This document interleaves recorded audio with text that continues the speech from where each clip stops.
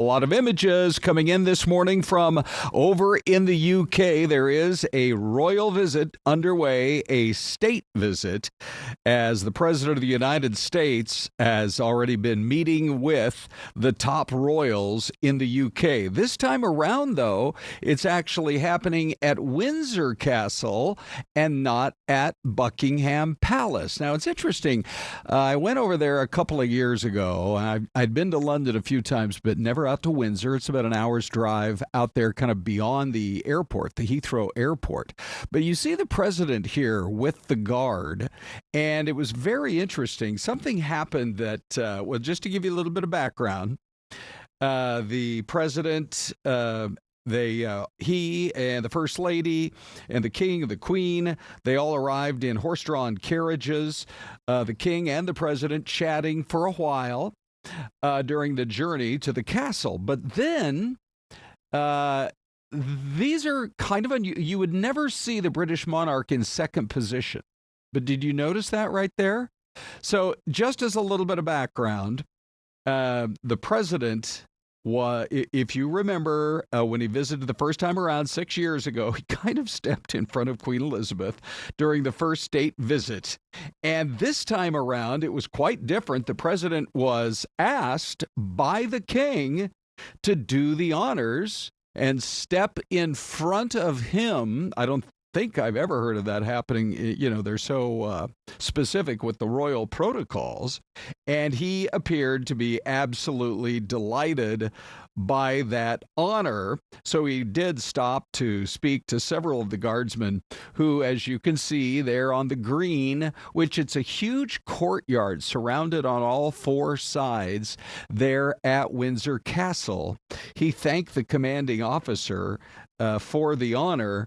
And it's just a sign, I would say, of the respect that these two world leaders have for each other. Now, the pomp and the pageantry, they do it up right there, whether it's in London or somewhere else in the UK when you have the royal family involved. The festivities, including more than 100 horses and some 1,300 troops. We're told that this is the largest guard of honor in anyone's lifetime that they can remember. 12 to 1,300 troops being involved. So we also are going to be following as the next couple of days go on. As you know, the president will be coming back. In fact, shortly he'll be arriving here in the Valley. That'll be Sunday for the Charlie Kirk funeral service out at State Farm Stadium. But for yesterday, today, it's all about strengthening those ties between the U.S.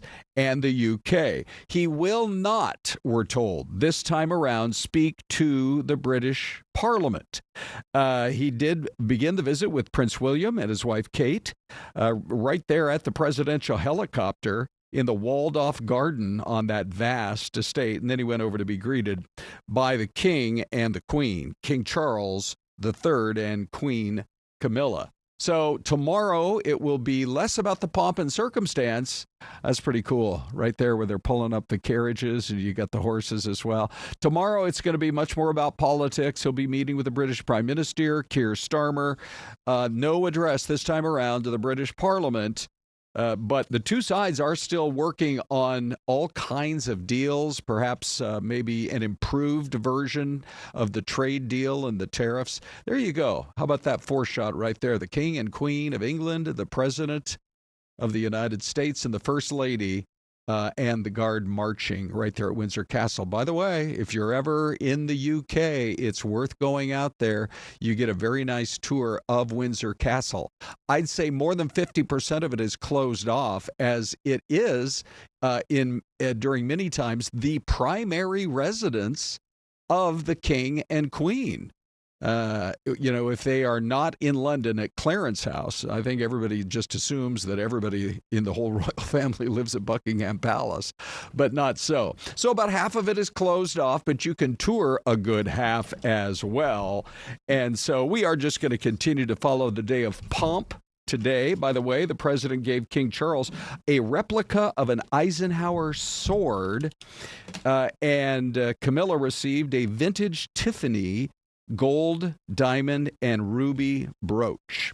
So That's all that has been happening with the 1,000-year-old residents of Windsor Castle as the backdrop for this royal visit. Syleste joins us. Well, good morning, Syleste. Good morning, Ron. I don't know about you, but I love the royal pomp and the royal circumstance. Oh, my goodness. How great is this? Well, you have roots overseas, Ron. Yeah, there you go. My roots are both north and south of the border, so I'm on the same continent, my friend, but yours are overseas. Okay, that's for sure. These are your people. Yes, right. I'm a lord in Scotland. I bought a square foot of land, and I've never heard the end of it ever since. $49 well spent. We got a lot of mileage out of that, that's for sure. So, Ron, we're a little bit cozier this morning. Yeah, we're trying a different... Oops, hold on. Yeah, it's going to take me a minute to know which buttons. So there's a chair that's kind of randomly sitting over there, but that was the one we were looking at. I feel like we're getting ready camera? to... It's this camera. It's that one right there. Yeah, I feel like we're everyone. getting ready to announce a parade or something. Oh, Is that kind of what it looks like? like the Macy's Thanksgiving Day Parade type thing. Is that what you're... Sure. I mean, I was thinking the Gilbert Days Rodeo Parade. I wasn't going to go quite all the way to Macy's, but whatever. Go big or go home, Ron. Yeah. All right, let's get you some of the headlines. We do want to start right off with some good news. You may have heard that, hold on. I'm going to call up VO7 here in just one moment, which VO7 is the pictures coming in from it's not ready just yet. But I can tell you this.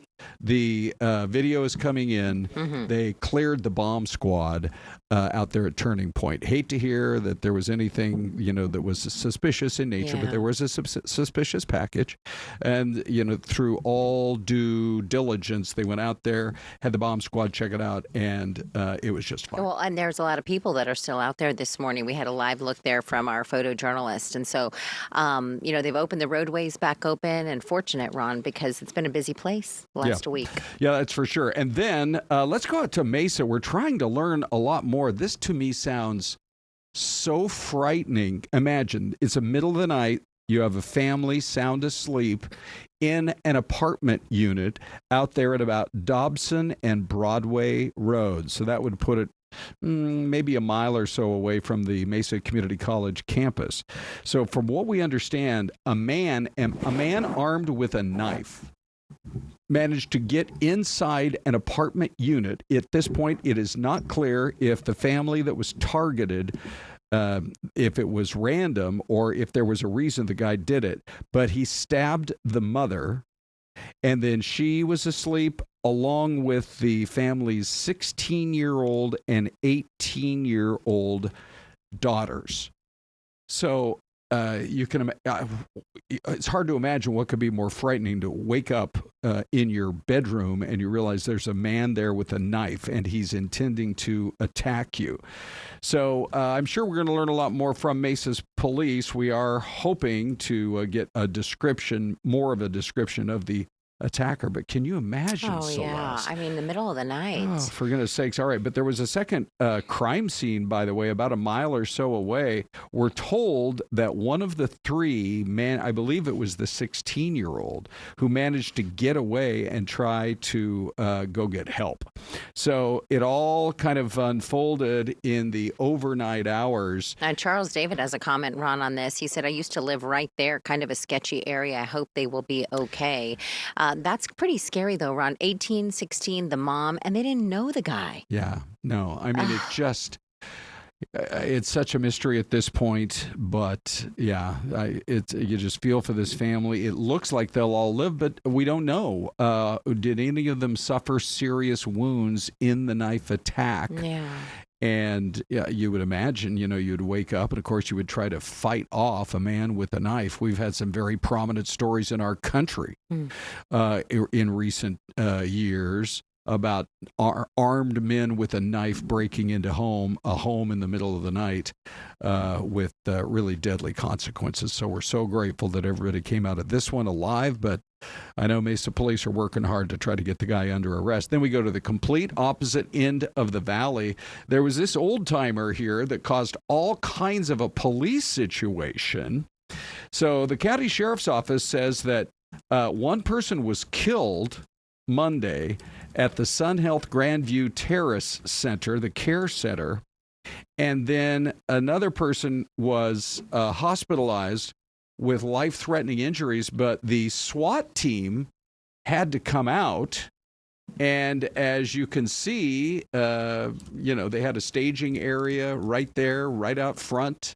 You see the SWAT vehicle. This is Sun City. I mean, normally it would be so quiet out in that area, but instead it apparently was a murder and an attempted suicide that they ended up investigating out there in Sun City. So all of those making some pretty big headlines this morning.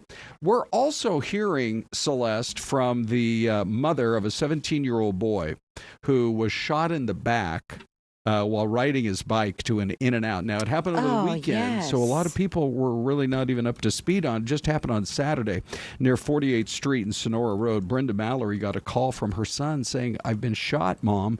He was able to flag down a fire truck. Here is, she's preparing to care for Jonathan now for his recovery, but as you can imagine, she really wants some answers. Decided he was going to go to In-N-Out to get something to eat on his e-bike. He called me and said, "Mom, I've been shot, I've been shot, I've been shot." I panicked and said, "Where are you?" And he told me where he was, and I said, "Okay, now hang up and call 911. And he did, and his dad and I went down there, and by the time we got there, the police and the fire department were already there. All he could say to me was, "It hurts so bad, it hurts so bad, it hurts so bad." And then they carted him away to the hospital. And by the time we got to the hospital, they were wheeling him up into surgery. I'm thankful he's alive and that he's here and that he's gonna live another day. This isn't how we should have to raise our kids in fear that they're gonna get shot just to go out and get food. They should be able to play with their friends and ride the streets with their friends and not have to worry about being shot. Yeah, okay, you can hear the heartbreak and really the frustration in this mother's voice saying, just let them be kids. Just shocking. Several stories we have of just kind of unprecedented levels of violence with innocent people. Being either attacked in a knife attack or a youngster just on his way to go get some food. Pretty unbelievable. Oh, my goodness. That poor child, when you think about it, Ron. Yeah, for sure. And that mother. I mean, the thing is that there's so many of those e-bikes out and about, Yep. Okay, break time. Here's your mystery cam. We'll be back in 2 minutes.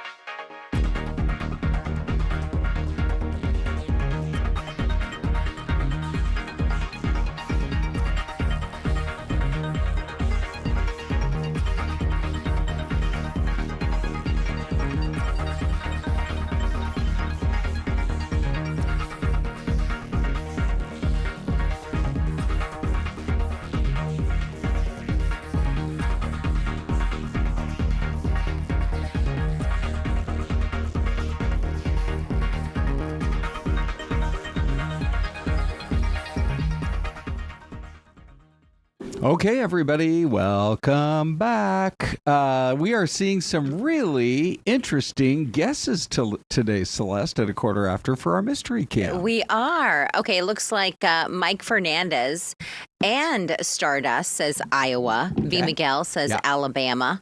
Okay. Dustin Dodd says the Hood. I guess that could be any city. I like Troy, who's like, maybe Tacoma. I do see some water off there in the distance, and it's right there on the Puget Sound. And if you were looking the other direction, you might see Mount Rainier. Yeah. So that's a possibility. I mean, the sidewalks look fairly new, don't they? They're like lighter. Yeah. So it's like they've cared for this community. Correct. DeYoung says Bloomington, Illinois. Ron, what are you going to go with?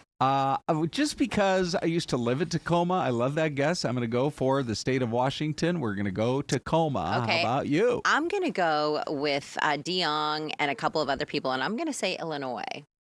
Okay, so we have an Illinois and a Washington. Yes. Let's see. Did we not have a single Tucson guest today? I don't think so. Melinda, where are you? Yeah. Oh, Melinda's in Tucson, I think. Yeah. She said they've had a couple of bear sightings, like bears in their in the neighborhood in the Tucson. Oh, really? Okay. Yeah. Okay. Here's your Here camera. we go. Ready? All right, ready? Here. Yeah. Okay. Which camera is this one? There we Rock go. Island, Illinois. Oh, is that right? For Yeah, goodness sakes. Let's my go back goodness. and check it out one more time. Okay, Ron, what are we? When are we going to Chick-fil-A?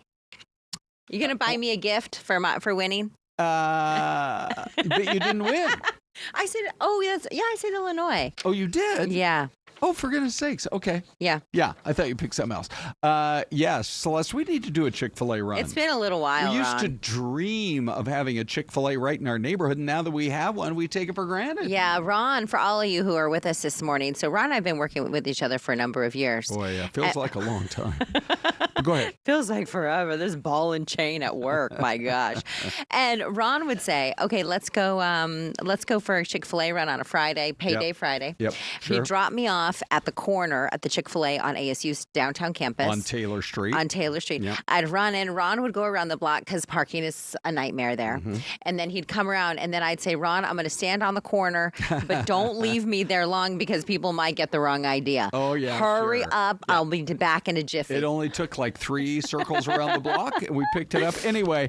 Okay, so yeah, we do love our Chick-fil-A. Although lately I'm doing more Canes Oh, the sauce than is CFA. so good. And the chicken pieces are bigger yeah. and they're slightly less breaded. And do you know you can actually request, if you don't like the slaw, Yeah. you can dump the slaw and request a double piece of that Texas toast. Oh, I didn't know that. Or I think you can double up on your fries. How about this, Celeste? What if we had to adjust our whole work schedule and instead of working a 5-day, we went on to a 4-day work week? 4 days. 4 days. I think I would miss it. I would come in anyway. Do Would I you? get OT? Okay, maybe. There's a top tech boss. His name is Eric Yan. Okay. And he is now predicting that the 4-day work week will be here before you know it. Okay. And it's all dependent on AI because what they're these AI beings, if you want to call it Robots. Well, they're called agents. Oh. So that's if you're in that world, that you would have an AI agent who's working for you on all of your tasks. And this, he's the CEO of Zoom, by the way. Oh, and he wow. says, we are very quickly going to get into a world where we're going to become more productive. We'll be able to get a lot more of our work done that much more quickly. And the 4-day work week, he said, I'm not even ruling out the possibility of a 3-day work week. Wow. But hold on a I second. like that look on your Hold on a I second. can't accept 5 days off a week. Here's the thing, though. Yeah. Does our salary change? Do people get paid less? No, your salary should go up because you're being even more productive. Now, there are going to be fewer jobs. Yeah. But you're going to... You want a Rochambeau for it, Ron? Sure. For whatever you produce, Celeste, which Yes. whatever that is, you're going to produce more of it. In 3 days. Well, maybe 4 to start. 3, but yeah, 4. anyway, that's what they're saying. That's a lot of work. The future. I love it. I mean, they've been talking about it forever. Bill Gates once said in an interview, he said, within 10 years, we're going to be in either a 3-day or a 4-day work week. Life was not created for you to spend your whole time at your job. I do agree with that. And I think Europeans are onto something because they have siestas in the afternoon. Yes. They go into work around 9 o'clock, something like that. Right. And then they work a little bit later, and then they do later dinners. Okay. One thing I will say, Stardust in the chat says, I do a 4-day work week. It is fabulous. Let us know in the chat if you love your 4-day work week. Stardust, tell us where it is. Yes. Let's see. But the only thing about that is what we've had some schools go to 4-day work weeks in the West Valley. And the problem is that the parents, the parents aren't on a 4-day week. So then you have to find care for your child on that 5th day. Yes. And as a mom, Ron, I'm here to protest for the parents. Oh, so you're going to protest out in front of our building? But we work a 5-day week. Can we make posters? Will you help me? Celeste, you got to figure out where you're going to have your protest. Where are the glitter pens? Let's talk to the good doc. This is another chance for us to talk to Prominent Valley doctor, Dr. Danielle Nethala, who joins us this morning.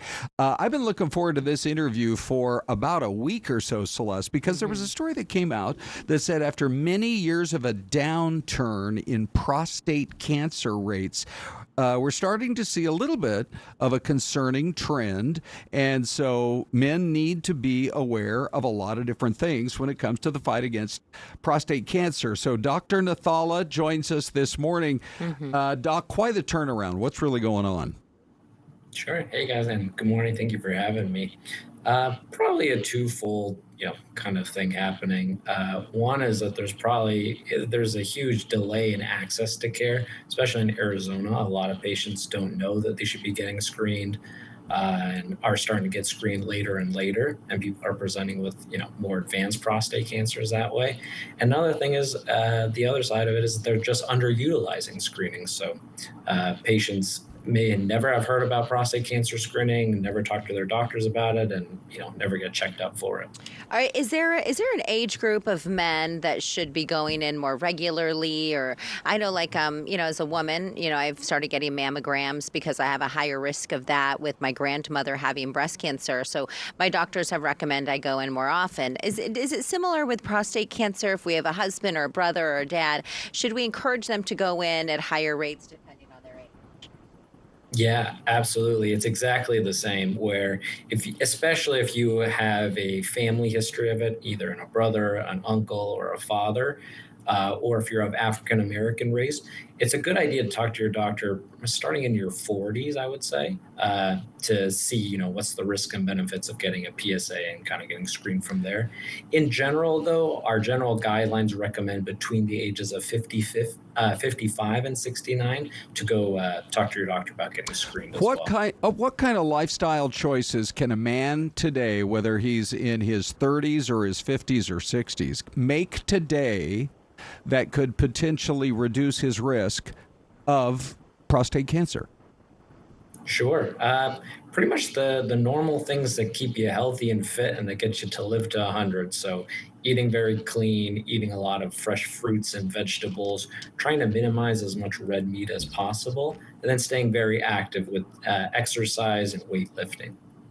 And is the increase that we're seeing now, is part of it related to the obesity epidemic in our country?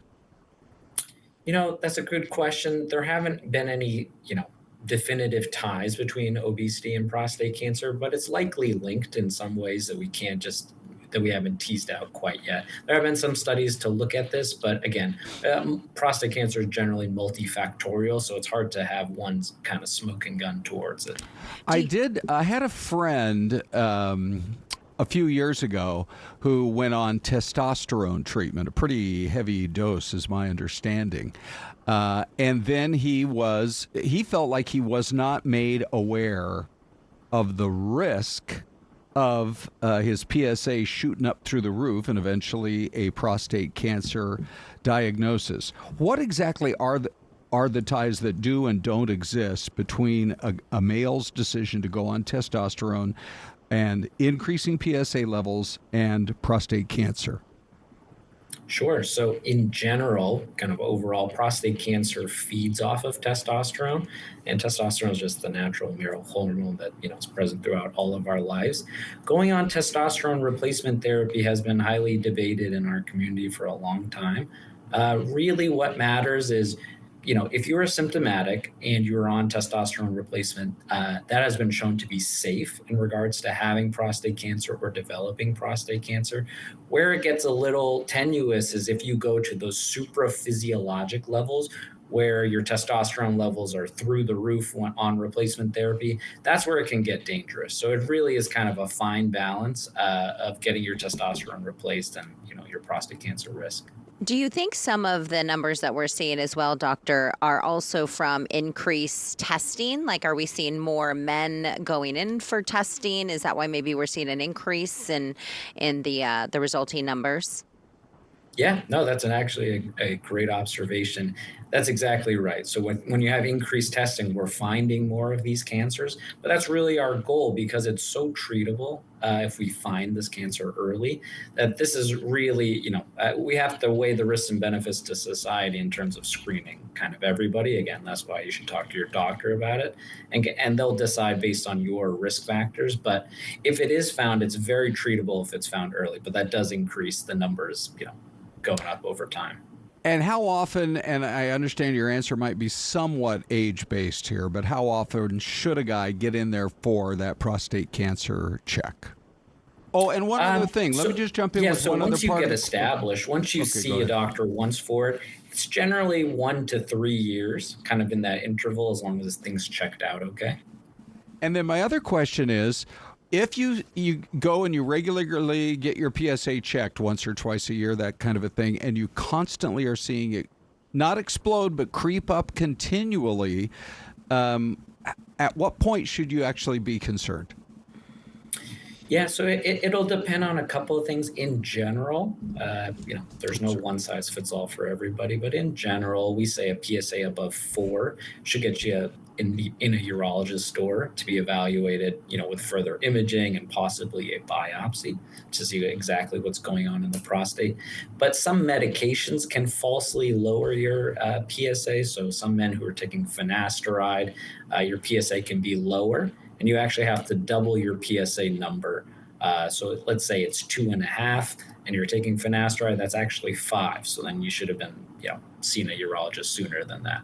All right, we got to run. We've got a break coming up, but always great having Dr. Nethala on. I learn a lot. That's right. Yeah. Dr. Nethala, thank you for your time. Yeah, good information there from him, for sure. Thank you, Doc. All right, so we're going to go to the break, and we got a lot more coming up. Do you know where this is, Ron? I sure do, Celeste. I think I do, too. Yeah. They got great burgers in that building right underneath the word talks. Burger Talk. We love Canada. Okay, back in a moment.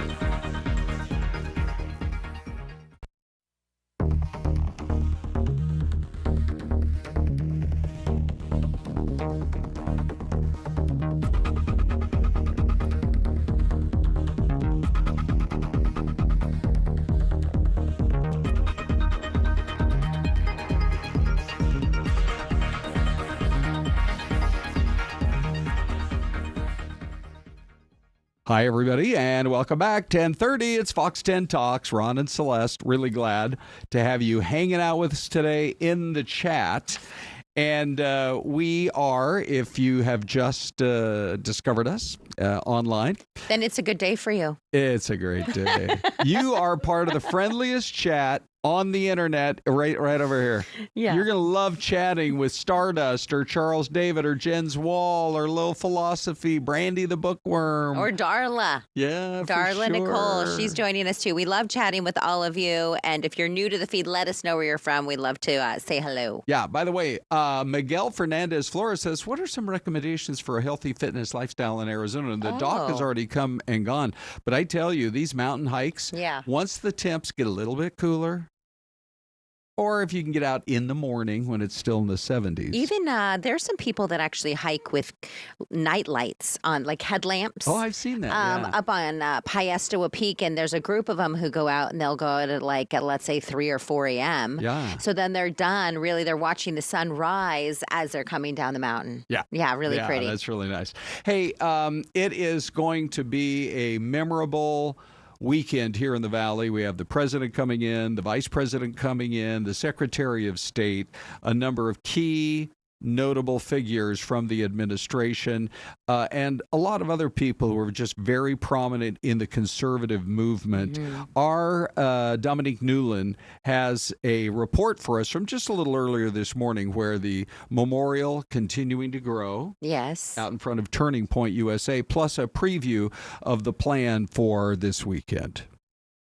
Hi, good morning. A lot of people paying their respects today, even outside of Turning Point USA here in Phoenix. We've been watching a pretty steady crowd stop by throughout the morning, taking photos, some just looking at the display here. A lot of candles, a lot of flowers, signs, and you can see a couple of folks right here at the 7 o'clock hour. So what we know as far as funeral services happening this weekend on Sunday, tens of thousands expected to attend at State Farm Stadium, and several high-profile conservative figures have been announced as speakers.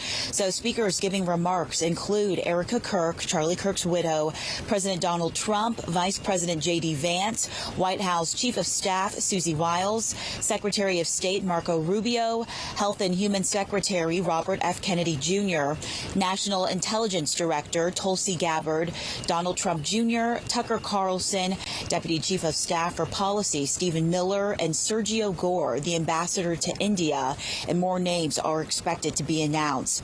The service will take place Sunday morning at State Farm Stadium in Glendale. Seating will be on a first-come, first-served basis, and doors will open at 8 a.m. The program will then begin at 11 o'clock, and we'll be streaming that service on our Fox 10 Phoenix YouTube channel if you are interested. We also want to let you know that we are planning extensive coverage for those of you who are watching us right now on YouTube.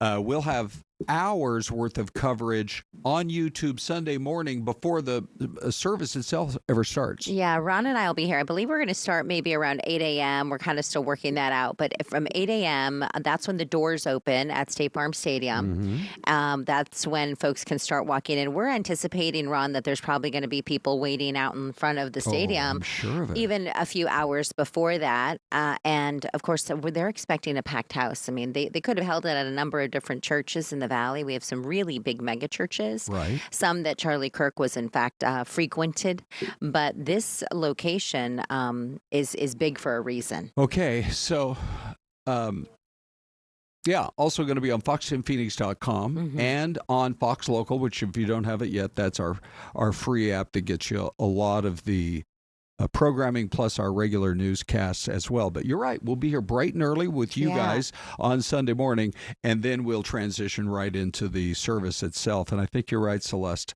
It's going to be pretty close to a packed house, full house out there at that football stadium. And I'm sure a great big thanks to the Cardinals for working that out. In the middle of an NFL season, you don't see a football stadium used for very often. That's so true. But yeah, they step forward here to try to help out the thousands of people in the community who do want to be there. In Washington, the fireworks over Kash Patel, the FBI director, that's been something to watch. Oh, yeah. Right? Ron and I were actually actually chatted about this earlier. I walked out and I said, Ron, did you see the exchange with Kash Patel in D.C.? Yeah. And coincidentally, Ron said, that is our poll question. Yes, it is. But wow, what a fiery exchange. And it wasn't just with one lawmaker. Right. It was with a few. Okay, so here's what we've got for you. This is today. And I just asked our editor, Jeff, I said, monitor, and if you see some interesting talk, here's a quick highlight from today, and then we are going to discuss the name calling from yesterday. Here we go. Is what progress his administration made in apprehending and removing terrorist threats that came in during the Biden years. I think you're talking about, if you're not, let me know, known or suspected terrorists, and we've encountered almost zero at the southern border since the southern border has been sealed. But the problem that we are running into is our northern border. It's largely expansive. The enemy has adapted, and we need more focus on the northern border to stop known or suspected terrorists from coming in from places like China, Russia, the Middle East, Africa, Afghanistan. 3 separate federal courts have come in and said... We're talking about the evidence you've got. It's got nothing to do with what those courts have. Do you have any idea how the law works? Wait, do you want me to break the law in a federal judge's order? No, I want you to follow your own curiosity? word, Director Patel. You said up there it was under the direct control of the FBI director. He had the black book. Everything I have direct control over, we have gone to court. You haven't. Complete your sentence. Everything you have direct control over, you said. Have gone to court, and everything we have direct control Patel, over. Complete your sentence. You said everything. Release. We're releasing. Sir, do you know how court orders work? Do you know how protective orders work? Actually, Mr. Patel, I was a prosecutor, a real prosecutor for 10 years. I know exactly how. So I was a fake one? Oh, wow. Those are fighting words. So I was a fake one? Okay. Yeah, the fireworks did get going again today, like yesterday.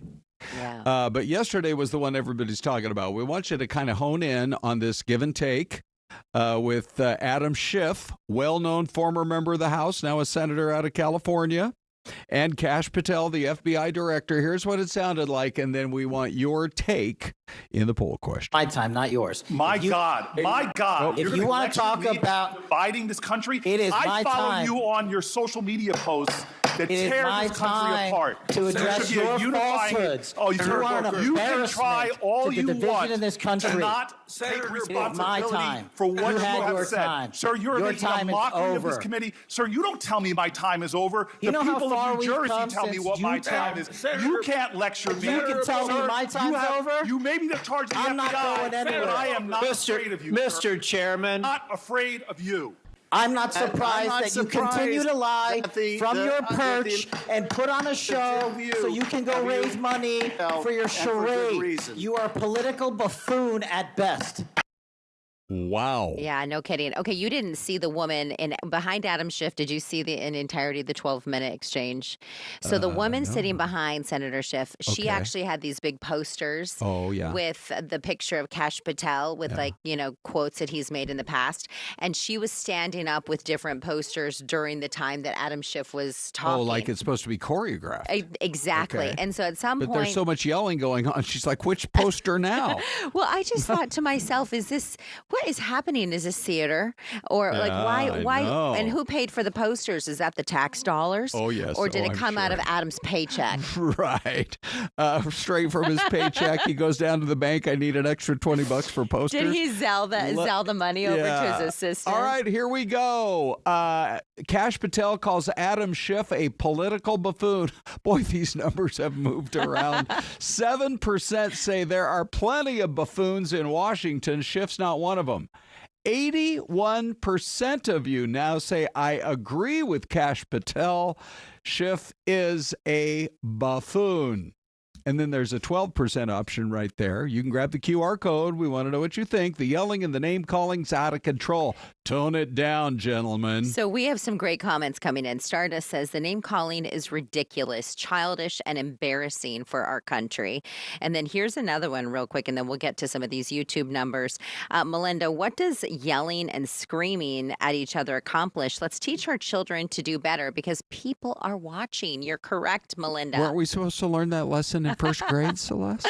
There's a lot of things we were supposed to learn in first grade that people still do not do. Maybe we should have timeout reinstituted at the national level. Wow. Wonder what that would look like. Okay, how are we looking on YouTube? All right, hey, let's take a look at those YouTube numbers. So FBI Director Kash Patel calls Adam Schiff a political buffoon. Your take right now, 25% of you say the yelling and name-calling is out of control. Tone it down, guys. 49% of you say, I agree with Patel. Schiff is a buffoon. That one is winning. And there are plenty of buffoons in Washington.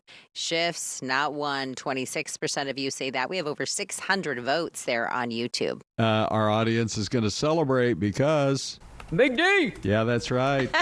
He's looking at your comments. I'm sure you got some good ones, Dave. What do you see, buddy? Yeah, some great comments as always. I love hearing from everybody. And a lot of them follow the sentiment of the ones that you just said in our YouTube chat. Charles David says, I don't see how name calling is going to create progress. Everyone is frustrated. Let's just cool it down and move forward.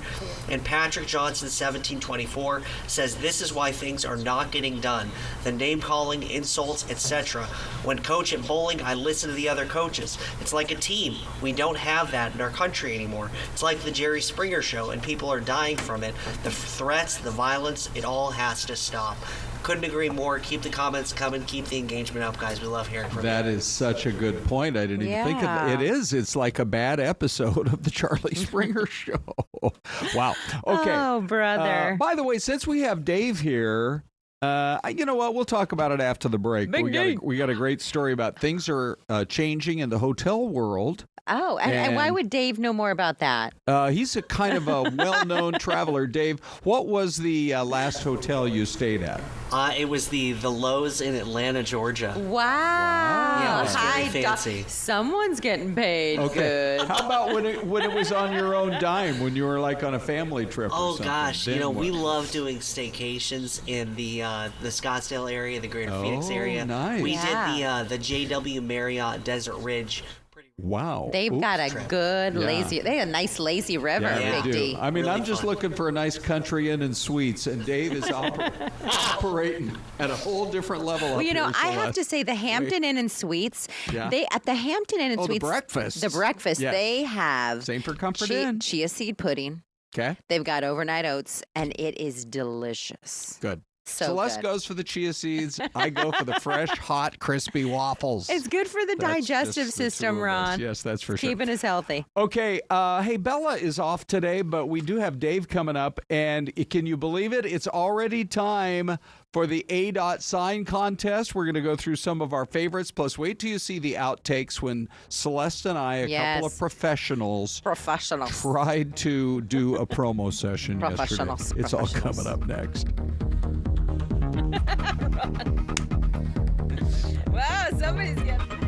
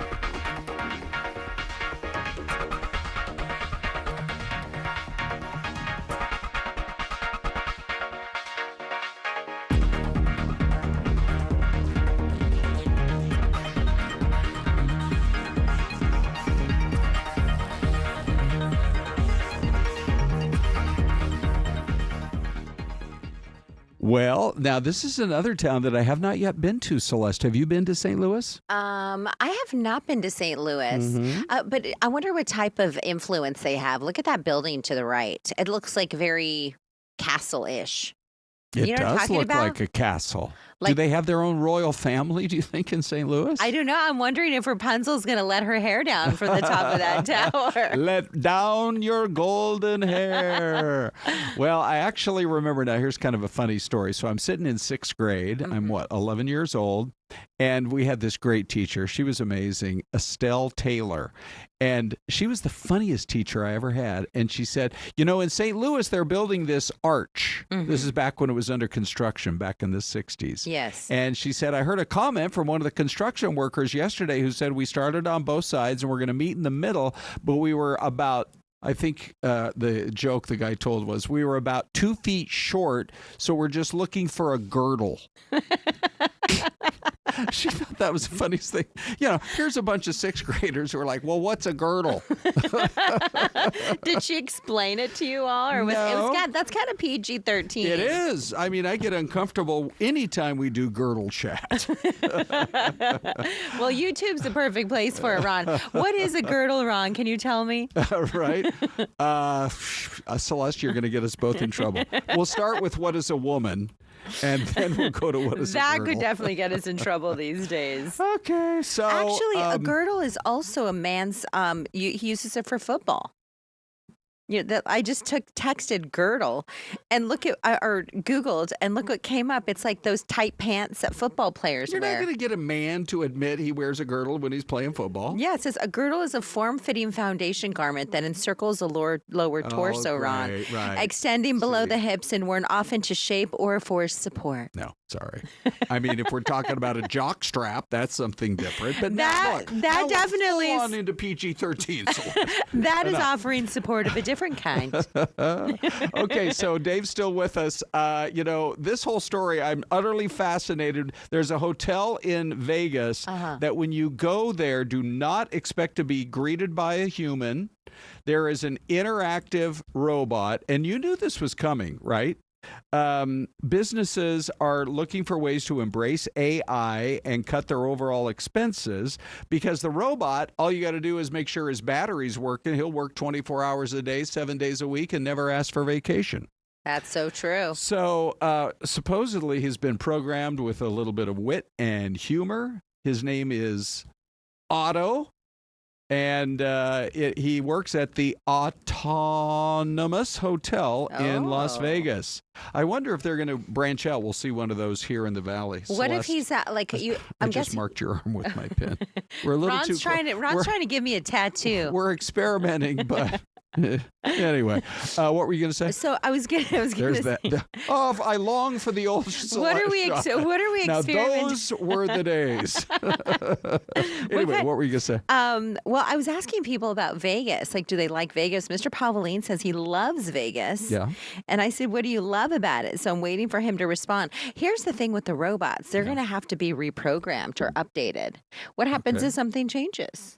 You mean like the room rates? Yeah, or like everything, Okay. But do they update him like they update the Tesla? Like it's just everything's wireless. Ooh, You know yes, what I of mean? course. That's exactly. Yeah. He's got to be plugged in at night, I betcha. Yeah. And they'll just rewire the software goes into the brain. This is getting a little sci-fi for you. But the next day, he'll be a whole new man. With a completely different How software about that? brain. Waking up the first thing in the morning, Ron, you're a whole new man. Are you, so Big D, are you in favor of robots at the hotel? Or are you not in favor or you don't care? I'm excited to hang out with Otto. I think that sounds like a really fun, enjoyable memory. Yeah. It's kind of like when Waymo kicked off, we were a little nervous, but you get in one, it's kind of enjoyable. So I think it'll be fun to try. And you know what it's like? Ask AI. Oh, we haven't done that in a few days. Let's go to Vegas and let's do it live with Otto. Okay, good. Yeah, we can ask AI. Should we include a robot in the Celeste chair? Should that now become a robot? What do you think, Dave? You like that? I love it. Okay, it's a great idea. That's where the robot will sit. We got a chair there. We got to do something with it. Anyways, that's for all the guests, Ron. We have guests in here. What about Bella? I know. When Bella comes back, her. we need a Bella chair. Yeah, get well soon, Bella. I'm sure she's We're watching. thinking of you, girl. I actually don't know if Bella's watching, but I know her mom and dad are watching. They're probably our most loyal in the group with Darla and Linda and Brandy and everybody. Listen to what James said. James Johnston. Yeah. In my opinion, I think AI is going to make us more lazy. Ooh. I don't think it's going to be productive. I mean, there are some good points, but there are a lot of bad points to AI and robots. Yeah, I know.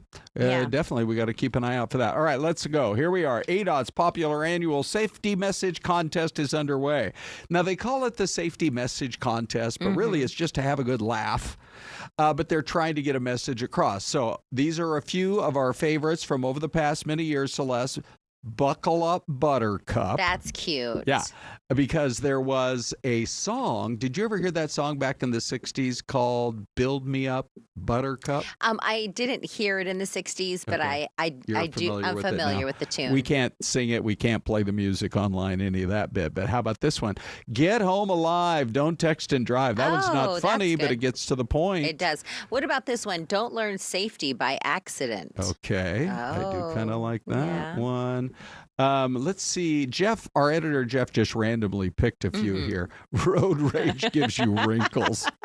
I like that It's one. unfortunate. We do have a number of road rage situations. Well, I already talked about it here a few days ago, and I hope DPS listen. You got to get out there with unmarked cars and start pulling people over if they are tailgating you. The only way you're going to know is what happens when you see a marked car. I mean, nobody will be within like 150 yards. What do you do, Ron, when somebody's tailgating you? Well, let's say they flip you off in the car. What's your response? No, Celeste. Nobody would ever consider doing that, but what happens? Yeah. Generally, after a while, I just pull over. I get fed up with somebody who's like bearing down. In Texas, I feel like 50% of the people drive like that. Really? They tell you if you're driving on the freeways in Texas and somebody pulls up, usually with a great big old truck, just get over. Oh, get out of the way. And I don't want to see us. It hasn't been like that, but it feels like it's getting more like that. Yeah. Here we go. Let's see what else we've got here. Be a thinker. Use your blinker. This is my favorite. Is it really? Yeah, I was taking a look at them earlier this morning. I thought this is a good one. What's the next one we have here this morning? Last one here is commuting isn't a competitive sport. Relax. Oh my gosh, those are that is words of wisdom. Yeah. Why is it? There's a song from Keith Urban who says the interstate's full of gunners afraid of coming in last, and so they're just gunning revving their truck or their SUV or whatever, their sports car as fast as they can go, zipping in and out of traffic. We just have too many people on our freeways to let that happen. Just be fashionably late. Yeah, there you go. Just walk in with a swagger. Yeah. And say, I got here alive. I kind of like the one, we didn't include it in our list, but it said, Saguaro, you still texting? There it is. Oh, there it is. You ask and you shall receive. Okay. I guess that was our last one. Yeah, Saguaro, are you still texting? That's a really clever one. Okay. Y'all are clever. Yeah, you go to ADOT to their website. They'll give you all the info about that coming up, but we will be excited to see what comes our way. So we've been doing some snake talk today. Oh my goodness, is it already 10:53? Hold on. Snake talk is going to have to wait. Here's why. Okay. It's time for the outtakes of our promo session yesterday. Let's do it. So we are giving away T-shirts. We have one of them right over there. Hold on. Let me. Hold on here. All right. Here goes. There you go. I'm using my muscles, Ron. Good. Yeah. So these shirts, if you want to enter our contest, you go to fox10phoenix.com/contest. And I believe we're giving away. Hey, that was a good looking shot right there. We are giving away 10 every week. So be sure to enter. You only have to enter once. Now, we're just trying to get this message out on social. Mm-hmm. And, sometimes when Celeste and I get together, it takes a moment to focus. Am I right about that? Just a moment. It takes a moment. All right, so here we go. These are the outtakes. We were laughing so much at the end. We said, why don't we just share the outtakes with you guys as well? You're all part of our streaming show family anyway. Trust, Ron. Okay, there you are. Everybody, it's Ron and Celeste from Fox 10 Talks. So you could win. Oh, shoot. Do you want? Hey, everybody, it's Ron and Syleste from Fox 10 Talks. Ron, this looks like your size. Okay. Yeah. Why are we talking about it? Keep going. Oh, Keep going. That's it? Oh, come on. Well, we had more than that. Oh, my gosh. And Dave was standing there. He's like, no, keep talking. This is good. Keep talking. I'm like, I can't keep talking. Oh, my gosh. Okay, so we did have some fun with it. That's for sure. We did. We do have a couple of people. Mr. Pavline says, hey, I got one of those. LOL. Oh, yeah, nice. So we love the fact that you guys are down with these shirts. Yeah. Brandy the Bookworm got one as well. And so, we're excited to see many of you get more of these and take photos so we can share those on the in the show as well. Syleste, I think we do actually have time to get this rattlesnake story. Okay. Snakes are still out there, but they're not rattling as much as they used to. Yeah. And so they're kind of, these herpetological experts are kind of putting the 411 out there. And here is a little bit more about that.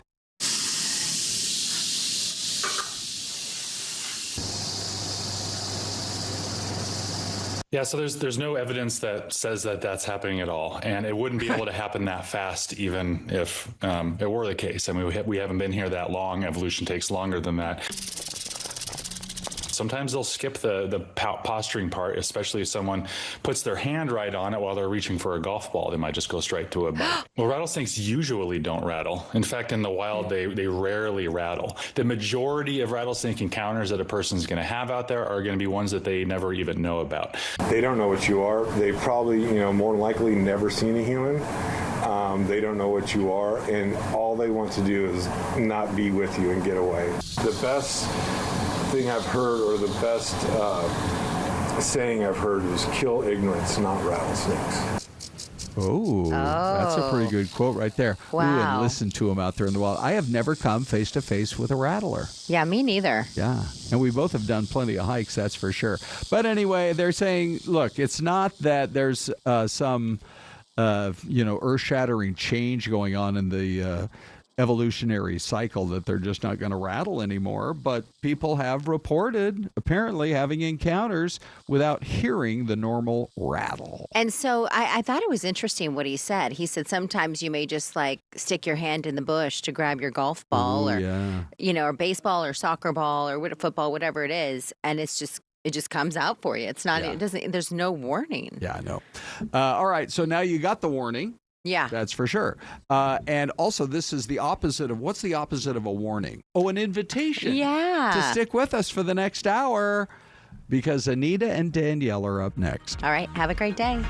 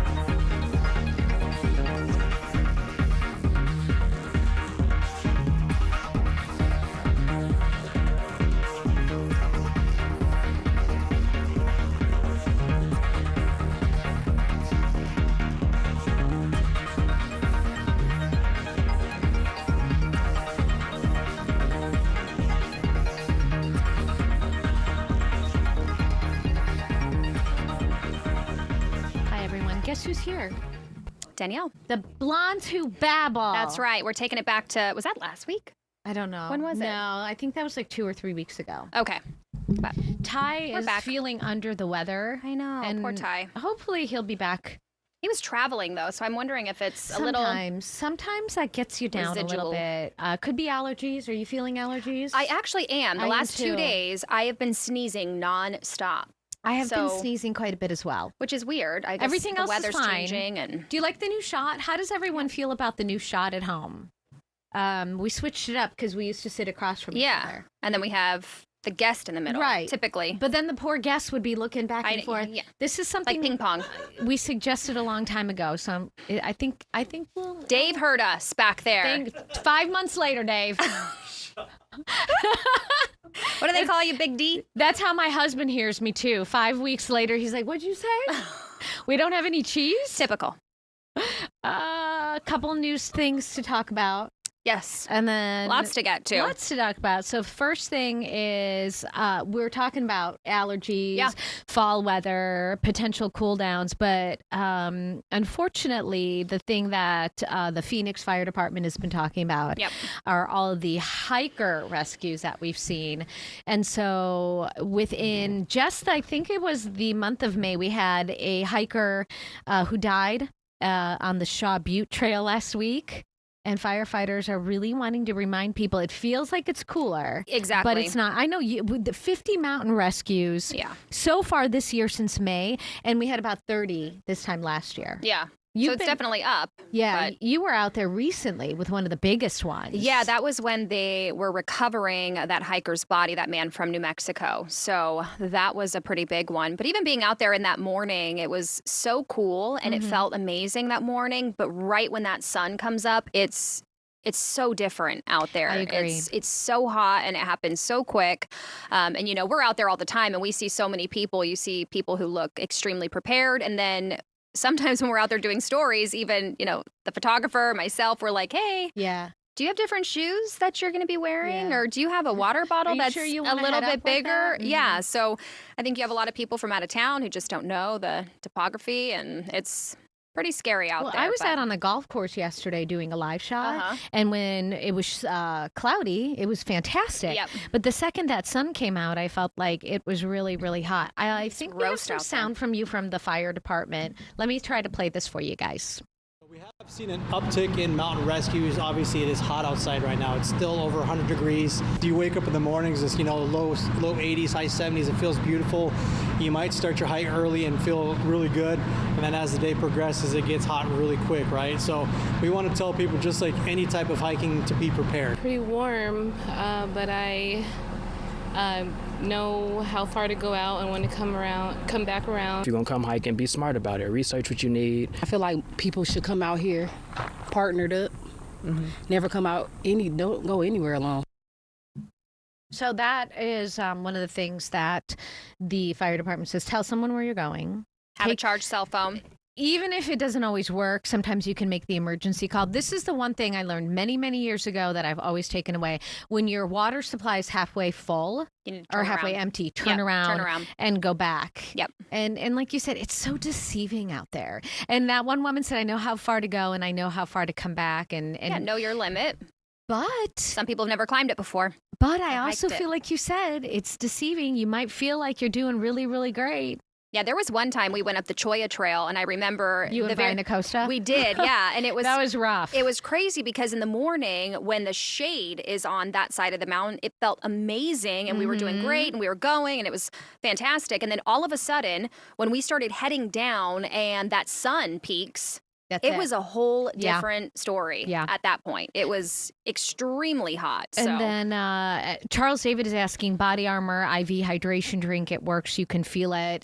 Adding those like liquid IVs. The electrolytes. The electrolytes. Yep. And the thing to remember is all the trails on Camelback and Piestewa close if there's extreme heat. We're probably out of that extreme heat. Yeah, hopefully. Yeah, hopefully. Yeah, fingers I crossed thought this was really interesting, and I wanted to talk about shopping carts. Oh boy. Do you see shopping carts all the time in your neighborhood? And well, not in my neighborhood. I live on the side of a mountain. So if you're hiking up that, no one's rolling up there with a shopping cart. But then again, maybe they are. Yeah, but down, in the grocery stores, and I am such a I don't care how far the shopping cart placement holder is. The return. I the will shopping always cart return. bring it So do I. back. Even if there's nothing in the parking lot, I will bring it all the way to the grocery store because I cannot stand as a driver all the shopping carts in the parking spots. And then if a little wind breeze, and we know here the monsoon season, bam, they're ramming your cars and giving you door dings. That's a great point. I remember once I parked way at the far end of a lot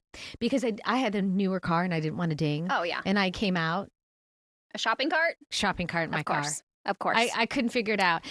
Mike Fernandez says those shopping carts are actually not cheap for the store to have to replace. Excellent point there. Yeah. So here's what's happening. The Phoenix City Council is going to vote on an ordinance, and I think this is so interesting, to put an end to shopping carts being left abandoned throughout the city. So if you think about it, it's like maybe they're left in the lot, and then maybe somebody needs it, and they're going to take it down a couple of blocks, and they leave it, and so on and so forth. So the plan is in the works for nearly a year. They're going to require large retailers to install GPS tracking devices. Last year, Phoenix Neighborhood Services reported 8,000 carts. That's incredible. Were retrieved. That is 8,000 from the entire city. Yeah. See, I thought a lot of grocery stores the signage on the carts that says, it'll buzz or whatnot. Some of them will lock up. Yeah. I don't know how you get past that. Yeah, I don't know. But apparently 8,000 grocery carts have gotten past it. And so they're saying they're tired of it. They want to pass. I don't know if they're going to start fining people. I'm not quite sure what they're going to. Mike Fernandez says, "Find my cart." Maybe that's a T-shirt. Put an Apple tag. Fox 10 Talks. An air tag. Find my cart. There you go. But it's apparently a nuisance. It's enough of a nuisance. And I think it obviously depends where you live as well. I think other areas that are a little bit more populated in the Phoenix area or whatnot, it's easier for people to take those carts and So I think it just depends on the area as well. One more quick topic, and then I want to talk about the Cougar shadow. Yes. Yeah. Very exciting. Daylight savings time. Do you have a preference as to switching, not switching? I do not like to switch, so I am a proud Arizonan. I don't mind switching. Yeah, see, I hated switch. I was in Las Vegas before this, which does. So was I. Yeah, and no, I just don't like it. I'm from Chicago, and so it kind of makes more sense, I think. To not switch? In the colder climates, because I did live in Fargo, North Dakota for 2 years, and that it kind of made more sense because you want more daylight during the day and when it starts to get cold outside. So it makes a little bit more sense. I guess here in Phoenix and Las Vegas, where we both. I feel like I don't mind it because it somewhat signifies the change of seasons, and so you're kind of physically seeing that. Yeah, I don't know. New evidence is saying that switching between standard time and daylight savings time is actually harmful. May actually be harmful to our health. Yeah, because they say your sleep schedule. Yeah, right. Everything gets kind of thrown off. Well, I know in the summertime I have a really hard time sleeping because it's light so much later, Bingo, and all of us who get up at 2:30 in the morning, and go to bed at 5:30. It's really fun. I know, going right? to bed with a full sun out. Yeah, so they're saying staying in standard time, which prioritizes morning light, is a clear winner. So people are better able to manage things like hormones, sleep cycles, and which diet. ours are all out of whack. So there's no hope for us. I just always want to sleep anyway. I know. Ditto. Okay. Ditto. You had a fun story this morning. Yeah. So we were out at the Superstition Mountains, and a lot of people are new to the valley, so maybe you don't know about this. Here they are. Welcome. And this is really cool. So this happens twice a year. It's mainly in the fall, right at the start of the fall season, and then also in the spring season. So it's just a direct way that the sun hits that mountain and the edges and the corners of it. And you can see it looks like there's a cougar kind of crawling down the mountain. And this only happens for about a week or so. So you got to get out there and you have to see it. And it hits just after sunset. Oh, so you didn't see it. Okay. Well, no, we couldn't see it because we were out there this morning, but I have seen it before. You have? Yeah, and it's incredible. There's so many people that go out there. They line the streets just to see this because once it happens, it's there for a second and then boom, it's gone. So it's really cool to see if you haven't gone out there, but it's really cool. So they're saying, I Googled it. It is seen during the third week of March and September. Yep. Prime viewing time, as you mentioned, last 30 minutes before the official sunset. So keep in mind that changes every day. Obviously, you know, days are getting shorter and shorter. It says head to the vicinity of Superstition Mountain. So you're saying that there is a specific area where people we line were up? at Goldfield Road and Superstition. I would think the further the better. Yeah, because you cannot see it from the park down there. You have to be kind of out a ways. Oh, there it is. You can see it pretty far, though. Isn't that cool? So they're saying Apache Junction or Mesa. Yep, correct. And then... Yeah, this is Visit Mesa. They actually have on their website, that's who we spoke to this morning, they have an entire breakdown of everything you need to know. Where to park, what time to go out there, how long this lasts, because it only lasts for about a week to a couple days, and that is because the sun's gosh, we need Crystal here. I know, I'm not great at all the science behind it, but I know the sun kind of shifts a little bit within the week, and then it goes away, and you can't see it. The Superstition Mountain Cougar Shadow is a unique event that happens twice annually around the third week. We mentioned that the dates coincide with the equinox. Yes. Yep. Making the sun's angle just right to cast the shadow of a crouching cougar on the western face of the Superstition Mountains. That is really incredible. Anyone who lives out there, do you guys... It's really cool. Yeah.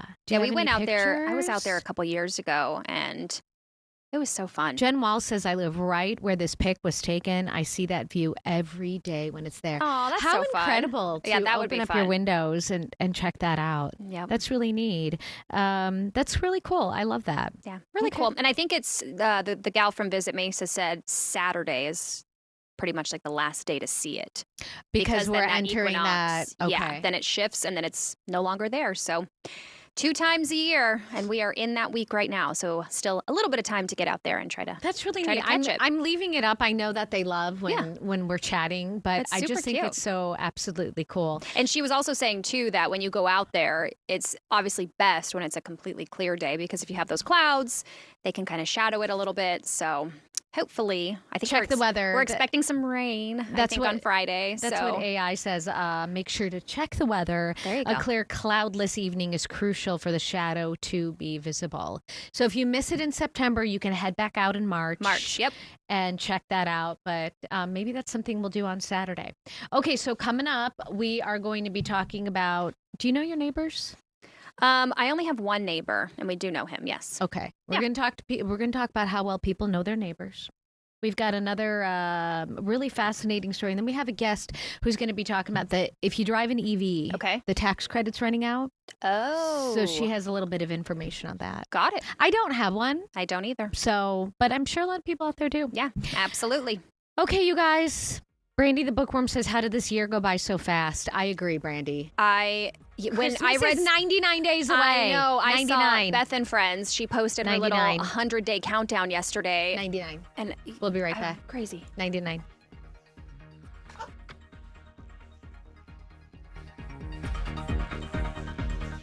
Watches our show so religiously. He comes in, and I don't know if you guys saw, he was like, change the shot. You're like, yes. So that's good. The one guy doesn't like it because they can't see our feet anymore. Of course they. Well, you still can on the 3 shot, so just wait until they're a guest. I didn't ask for video. How about video? Yeah, we just have video for the attack.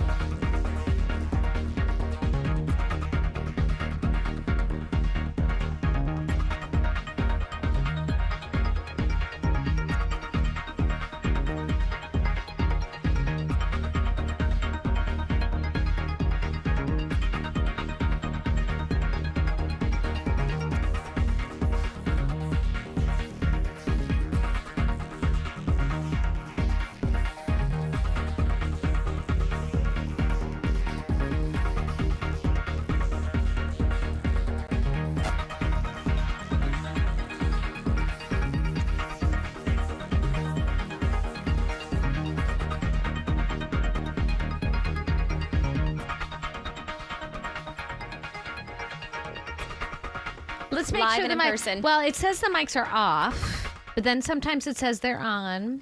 So, you guys get to listen to our fun chats. Yeah. We're just preparing for the second segment. So we want to talk about neighbors. Yes. How well do you know your neighbors? Yes.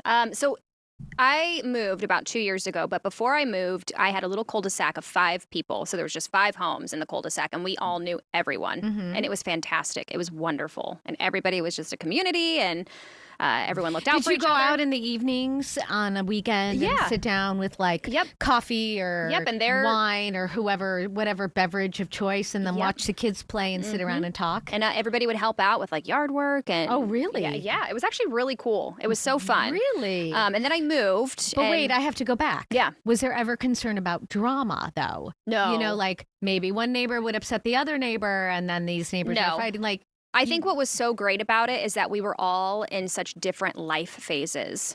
Okay. So you had the younger people, the mid people, you had the grandparents. So I feel like everybody was in such a different generation that it kind of just worked. Everybody blended together. So there was really no drama. It was awesome. Brandy the Bookworm says, I have some great neighbors. They are my dearest friends. Yeah.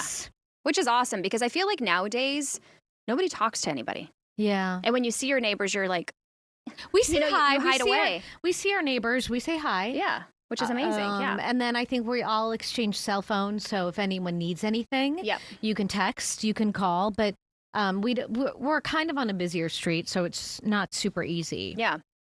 I definitely think it's very important. Okay, so new research poll says that only 26% of adults know all or most of their neighbors. 62% only know some of them. 12% don't know any of them. Beyond just knowing them, how close are you? 76% said that they would bring in the mail and water their plants for out-of-town neighbors. 87% said that they would lend a food item to a neighbor if asked. What about a ride to the airport, folks at home? If your neighbor asks you for a ride to the airport, do you know them well enough to say, sure, I'll take you to the airport? Because I would say so, yeah. Yeah. Yeah, because my neighbors watch my daughter for me, so I put the trust. You that's put all the full trust. Yeah. Yeah. So I loved them. Totally. We have neighbors who Louis Gonzalez says, I know most of my neighbors around me and even farther away. And so we have neighbors that will call when we're traveling and they'll check the mail or sometimes they check the pool pump. Because it's inevitable when you leave the house for a week and you're traveling, then something's going to happen. Brandy the Bookworm, my one neighbor was my angel when there was a police standoff with mom's boyfriend. Oh, wow. Because he assaulted my son in Winford. Okay. So really getting close to the neighbor, Brandy, really relying on the neighbors there. Yeah. So you just never know when you're going to need a helping hand. And if something's going on, if you're out of town, just like you said, the pool pump or if there's a sprinkler leak, I don't know. Or you get anything. A package and you don't want anyone to know that you're out of the country or traveling. Credit scores. Let's talk about credit scores. Do you know? I think there's good news, right? Like they're it says America's credit scores are falling at the fastest rate. I'm thinking of interest rates. Oh, well, we're waiting on interest rates. Okay. They're discussing interest rates right now, and maybe if those fall, credit scores will go back up. They're saying that they're the lowest they've been since 2009. Folks at home, do you check your credit score? The FICO score, there are a couple different scores. Yep. I think the only time I've ever checked my credit score is when we went to buy a house and they had to do it to get the mortgage. Oh, okay. Yeah, see, I have mine. Mine's automatic with my banking system because I do the online banking. And so it just has it'll pop up. Your FICO score is at a blah, blah, blah right now. Okay. So it just kind of keeps it in check. And it also shows you, too, it'll have like a green arrow or a red arrow going up or down to show you. That it's gone down or up or it's good or bad. Yeah. That it's gone up or down, so. Well, let's see. FICO reports average scores dropped 2 points last year to 715. Analytics company says rising credit card use. Missed payments on resumed student loans factored into the low scores. They're also saying Gen Z consumers had the largest decrease in credit scores with an average drop of 3 points. Huh. I used to have a really good score. I don't know where it is. I have a great score. I'm close to, I think it's 8. I know 8 something is the highest. And I'm 810 is the highest. And I think I'm like right at 800. Yeah, I was right around there too, but every once in a while I forget to make that credit card payment. It gives me Anita, you got to get on that. I know, and I have it on like automatic, what have you. So speaking of taxes and credits, this is a really big deal that is going to possibly affect quite a bit of people out here. Whitney Woods Yates is joining us. Hello. Good morning to you. What's happening with the EV tax credit? Well, it's ending. So it's ending September 30th. So if you want to take advantage of it, you have to purchase a vehicle by September 30th. Okay. And can you just talk really quick for folks out there who don't know what this tax credit was, when did it happen, all that good stuff? So the tax credit's been in place for quite a while. You basically can purchase a new vehicle under $80,000. So there's a cap on it. So if it's over that, you don't qualify. And then there's some different caveats for SUVs and hatchbacks and things like that, but 80 grand and under is what you're looking at. And they also have some restrictions for how much you can make. So single people can make $150,000 or less, and married filing jointly $300,000 or less. Otherwise, you can't take advantage of it. So what were they then? How long were they in effect for? And I don't know if you know this, but how many people really took advantage? Because we really started seeing more EVs on the road. Yeah, EVs on the roadway. You know, I don't know exactly how long it's been in place, but we have seen a huge influx of customers in our store from having this advantage to purchase an EV. And you can even lease a vehicle with it and get the $7,500 in residual. So it's good for all kinds of purchases. And now is the tax coming off of the purchase price? Yes. Is that what it is? And it's something we file with the IRS, and then you get a credit. Got it. Okay. Yeah. Mm-hmm. And this is something that has been around for quite some time, and it's ending. It is ending. So what are your thoughts on that? I mean, it's been great for us. Obviously, it's helped us sell a lot of EVs. You can get a vehicle after the 30th and still get the tax credit if you contract before the 30th and put a down payment down.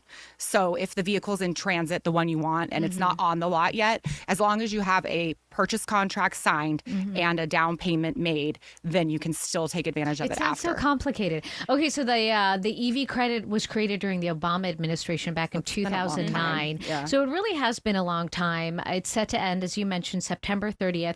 Credit has been modified over time, most recently the Inflation Reduction Act under President Biden, but is slated for termination at the end of this month. We have a question for you in the chat. Let me see if I can find it. Do hybrids qualify for the tax break? No, it has to be fully electric. Okay. Got it. So it can't have any type of gas powered. Got it. Okay. Yeah.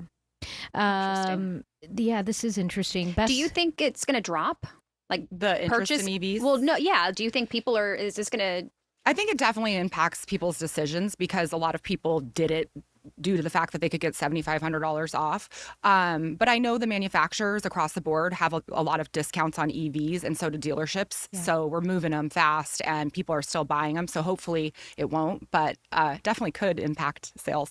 Talk a little bit about average price. Who can afford one? Because when you see the fancy EVs, I think I can't afford that kind of vehicle. Right. So can we afford one? And then what are the pros? What are the cons? Who would benefit the most of having one? Okay, so I think people that commute locally benefit from having one, not a super far commute because obviously you're having to stop and charge more. So what do you mean, like 10 miles, 12 miles, I would 25 say miles? even 25 miles. Yeah, because we have a lot of people moving, Queen Creek area, the Mesa area. Yeah. Is that realistic? And again, the traffic is really bad too. Absolutely. Like I drive an EV, it goes 325 mile range. So I drove from Litchfield Park to here and Tempe this morning. So, and it's fine. It still has plenty of battery. I do get a little bit of range anxiety with it. Oh, I would. I would have a really hard time with that one. Yeah. Make sure it's fully charged if I have a big day. But the average price, I would say it depends on what you're looking at for our General Motors products. Some of them are very expensive. The Hummer can be, $90,000. And we have Sierra trucks, but then we also have vehicles that are the same, just lower trim levels that qualify. So there's really something out there for everyone. Chevy's making them. All the brands are making them. And that's what I was going to ask you then. How many different, because it started out Tesla was first, right? Yeah. And so we have Lucid based here, but how many different actual EVs do we have now? How many different dealers and pretty different much every brand has a version of an EV. Pretty much everybody went all in on EVs when we started talking about the Teslas. Yeah. And Do you things like think they that. started doing that because of the tax credit? Was that a big incentive for the automakers to say, hey, let's jump in? Because you can sell more with the tax credit. And certain states have certain laws regarding electric vehicles, so that was also a big thing. They have to produce a certain amount in order to be able to produce their ICE engines. Yep. So that really played into the decision, I think, not speaking for the OEMs, but I think that they basically had to. Yep. And there's been a lot of interest. EVs are up in pretty much every market across the United States. So people are buying them. Yeah.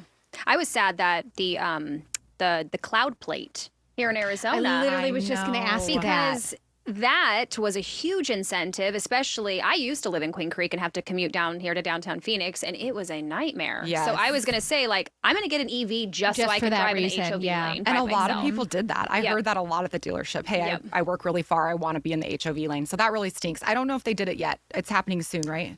I think it's already happened. Okay. Yeah. I think it was October. Well, good thing I didn't ride in the HOV. I'm going to Google won't the tell date on for you. We have a question, and while you're answering that question, we'll look at that. On the EV credit, is the credit refundable? I'm not quite sure exactly what they mean by that question, throwing it out there. So I believe we take it off and then we get refunded.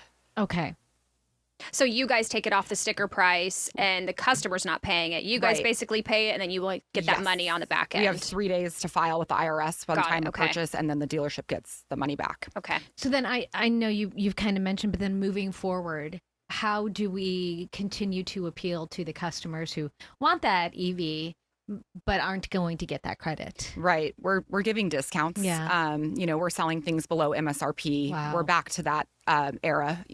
We kind of paused that during COVID, but now inventory's plentiful again. Mm-hmm. And so supply and demand, it's a good time to buy a It's car, just like actually. when gas prices go up. Exactly. All Yep. the trucks and SUVs, those Mhm. prices go down. It's just the way it is. I saw a comment from someone saying that people were buying the Brandy, the workroom says range anxiety is a very real thing. I Yes. agree 1000%.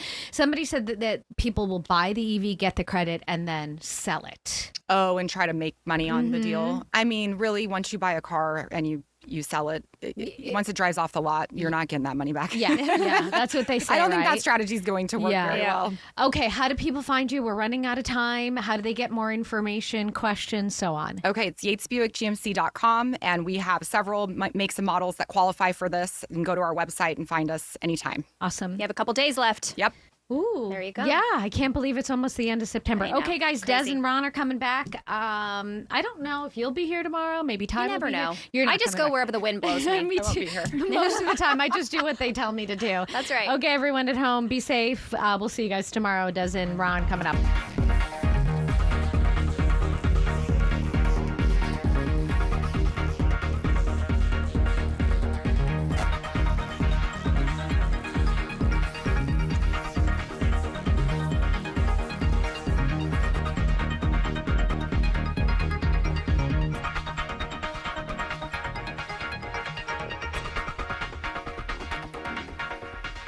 It's a button, and it shows that it's unclicked, and then everyone's like, hot mic.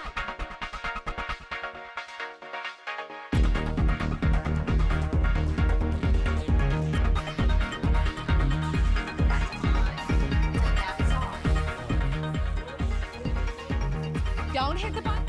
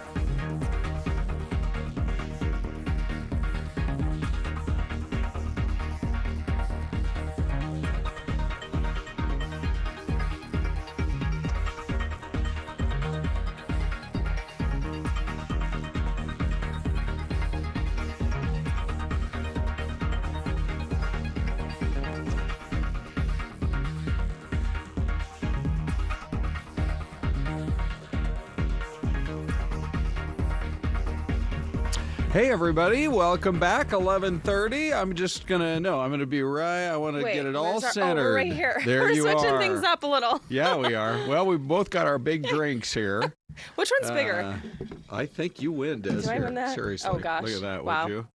Yeah, that's a whole extra hour of sustenance. So stay right there. hydrated, people. We preach it all the time. We're doing it. By the way, mine is a collector's item for all you fans. Yeah, yours is a little more Hey, is cool. Tyler Lewis in the chat today? I'm looking for Tyler. Tyler, if you're on today, say hi. It was Ty a couple of weeks ago who is a huge, in fact, we've got a couple of more. You guys who are fans of the Great American Story. So this cup says Great American Story. I don't know if you can see it or not. But we have several people in our chat who are also big fans of what John Netzel and I do, our Great American Story. Yes. And you guys are history buffs. Yes, yeah. We just a couple of dudes sitting around an old log cabin with a fire in the fireplace talking history. But anyway, I think it was Tyler who said, because we were on the topic one day about World's Fairs, which we don't really have them anymore, but they used to be the biggest thing going. World fairs. Yeah. So really? All I know is the state fair. Yeah. So they had a World's Fair in Seattle back in 1962, and that's the only reason the Space Needle ever got built. Oh. Because why? The early World's Fairs, one of the earliest that was ever held, was in Paris, and that's why the Eiffel Tower got built. So the whole idea is you invite the world to come to your country and to find out all about it, and then other countries would put their own pavilions in. Believe it or not, the smallest city to ever host a World's Fair is Spokane. Oh, where I used to work. Really? Right? I used to work. Your old stomping in grounds. And it was Expo 74. And the thing that was, to me, was amazing was, guess who had the largest pavilion? Our biggest enemy at the time, the Soviet Union. Oh, and yeah, I'm we like, can't let them have that I'm just title. a kid, and I'm like, gosh, are we even allowed to walk into the Soviet Union pavilion? Yeah. It's crazy. Did you go in? Right? But I mean, all these countries come, and they've been doing it ever Wow. since the great exposition in Chicago back in the 1890s.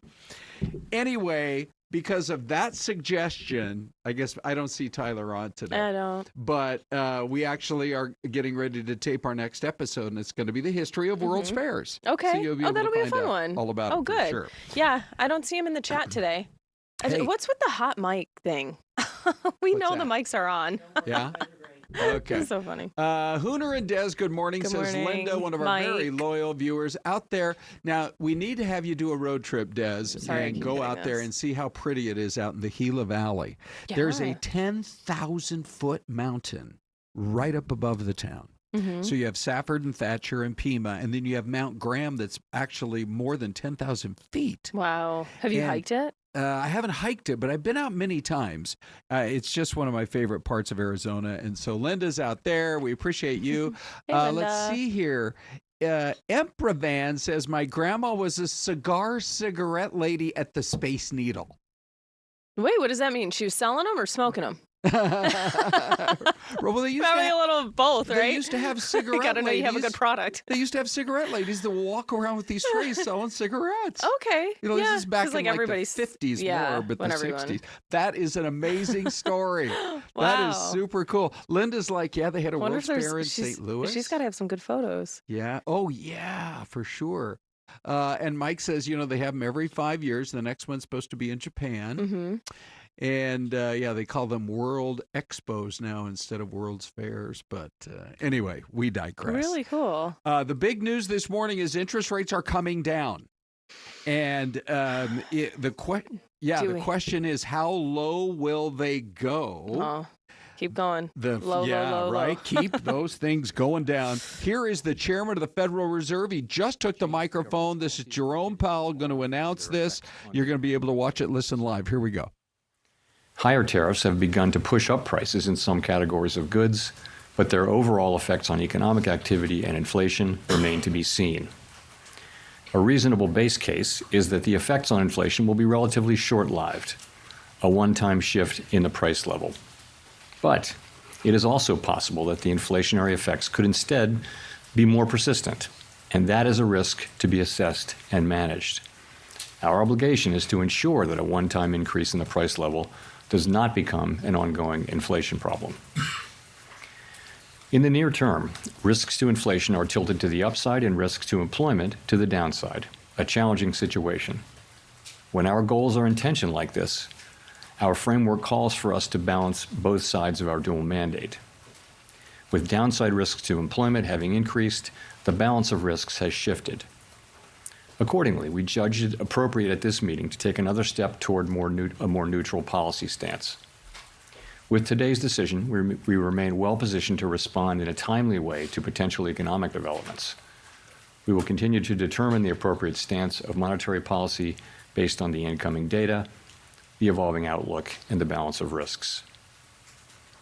In our SEP, FOMC participants wrote down their individual assessments of an appropriate path for the federal funds rate, based on what each participant judges to be the most likely scenario for the economy. All right, so let's do a little analysis for you, or interpretation. They have two jobs at the Federal Reserve, Des. One of them is they got to try to keep inflation low. The other one is they got to try to keep employment high.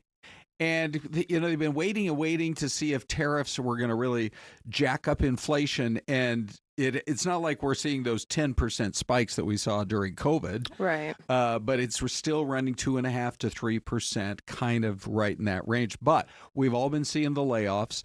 The number of first-time jobless claims that came out last week was shockingly high. And you would expect at some point that all the layoffs that we keep telling you about is going to filter into the economy. Mm-hmm. So it's very challenging. The point he was making there, I think they would like to keep dropping interest rates, but to try to, help the housing market and construction and all that kind of thing, but they got to make sure that inflation doesn't suddenly get out of control. It's a really delicate balance that they have to try to strike. Right. And that's hard to do. And then even like folks are wondering, Charles asked, does that mean my home value is going to change too? I mean, that's a realistic question that, and in reality, everybody. In reality, it should. Mm-hmm. Because once the housing market gets going again, remember, I don't think anybody's predicting 3% interest rates or maybe even 4%. Maybe we'll even see that. But I think if they get down closer to 5%, if you remember when we were at 3.5%, everybody's housing values went up because more people are saying, okay. I'm just looking at my payment. I'm looking at my monthly payment here. And if the interest rate is that much lower, I can actually afford to pay a little bit more to buy your house. Right. Right. We'll see if that moves the markets at all. Yeah. And it's very interesting because mortgage rates are now at their lowest level. Some people are starting to wonder, could they get down into the 5s? Right now, the interest rate, today's mortgage rate is 6.1%. Which is it was at 6.25% just a few days ago. So they are really taking a look at what the Fed is doing, but at the same time there are growing concerns about the job market, and that does mean there's going to be more pressure on them to lower interest rates. So it's all happening, and let's find out how the market is overall reacting to that news. And you can see it right when they announced, it actually went up.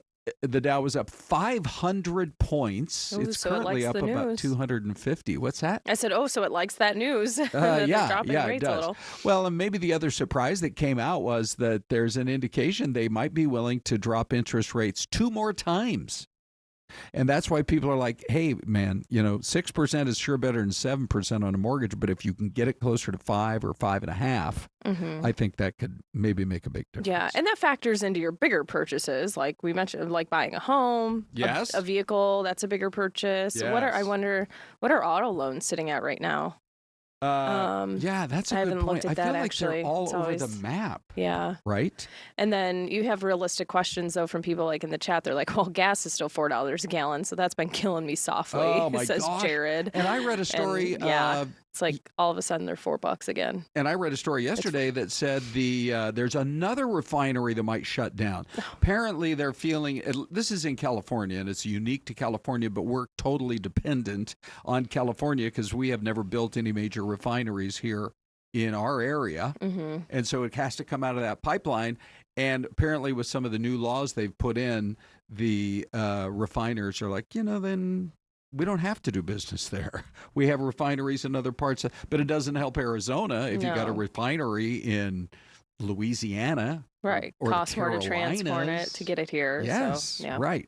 Okay. So I've been wanting to do this story all week, Des. I saw it in the Wall Street Journal, and it's called the 0.1% rule. Let's say there's something that you're trying to decide, am I going to buy it or am I not? Should I stress about just any kind of a purchase? Okay. Small purchase, big purchase? Small. Small. Yeah. Okay. So they say it's called the 0.1% rule.